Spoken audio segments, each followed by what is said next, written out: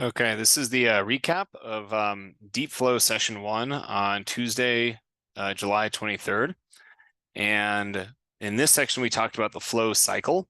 So the basis of the format was that we have a 30-minute session of content and then followed by a 3-hour flow block where participants worked on using these distinctions in a flow block. Anyway, start off with the flow cycle. And there is a cycle to which people move through flow. It starts off with the struggle phase, which is at the beginning, and it takes a little while sometimes to go from struggling to get into flow. This is the time where we're the most easily distractible. We tend to want to look at our phones. We want to go get some food out of the fridge. And in this phase, we have more of a beta brainwave type brain pattern signature, which means that we tend to have a high amount of focus on small tasks and moving between the tasks. There's often more stress and cortisol in this phase. And what we want to do is allow ourselves to be okay with just knowing that we're struggling to get into a deep flow space and take as long as we need to in this space. There's certain things that can be done to accelerate through this faster than others. But eventually, we're going to get to the point where our brain waves change into more alpha waves and we start to be more creative, we start to be more relaxed, and we start to really become immersed into flow. And then we release into a full flow state, which is more alpha, theta, also gamma waves. And that's where we end up getting dopamine, more serotonin, more relaxed, endorphins and anandamides have been exercising. And then while we're in the flow state, we're going to want to be here, but not stay in here too long. If we overdo it in the deep flow state, it's very likely and possible we'll end up burning ourselves out. So some people say to exit the deep flow state when your creativity is at its highest. I tend to be a little bit more addicted to that when my creativity is that high. And so some say leave maybe 10 minutes after that. But regardless, we're going to want to exit this phase and then go into the active recovery period to recharge our battery and then restart the cycle again. And recovery can be anything from exercise to meditation to breath work to walking in nature. Recovery is not hanging out with friends. It's not doing another project. It's not drinking. It's not watching TV. Those are all great things and very enjoyable, but that's not what's going to recover us from the standpoint of flow.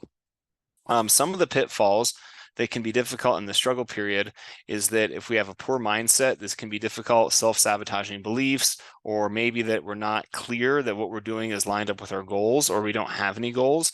We also don't want to rely on willpower. We want to be excited and have all of our neurotransmitters firing, so we're not having to force our way through doing something that we're not that excited to do.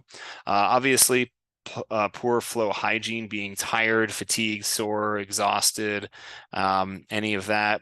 Bad environment, people are distracting or discouraging, even worse.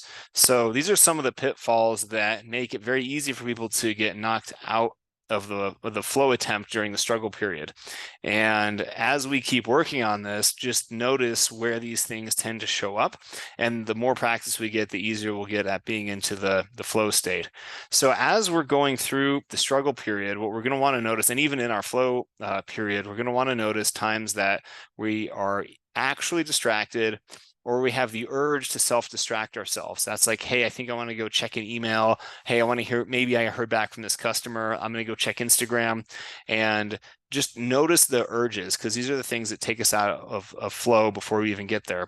Thoughts, emotions. And then the other thing is that a lot of what gets us out of flow are broken systems. That can be anything from our car ran out of gas to we don't have food to the sheets need to be washed and they're not washed to I don't have a system to handle emails. And if I step away from my email for too long, I'm afraid I'm going to lose or bother customers. Large variety of different flow blockers. And it's okay if these happen. We just need to write them down and figure out what they are. And over time, we'll get these out of our space. During this particular flow experience, we were in groups and there was a group of 3 for each group. And in the beginning of it, the group talked about What do you want to get out of these next 3 hours? And then at the end of the 3 hours, we checked in, how did that actually go? And having the group experience is creating oxytocin, which helps us to be in the deep flow state, knowing that everybody's kind of there and they're pulling for us.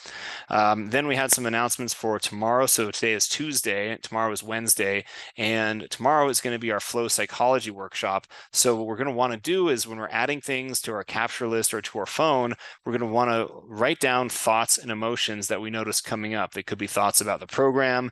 It could be thoughts about other people. It could be thoughts about our business. It could be generally thoughts about life. Positive ones are great to include, but more importantly, we're going to want to look at negative ones because those tend to be in the way more often of us being in a flow state. Being happy and blissful tends to not usually be in our way, but being discouraged and upset or angry tends to be there. So keep adding stuff to the list, and especially add a lot of emotions and thoughts that we have, especially if they're negative, to the list. And we'll see you tomorrow.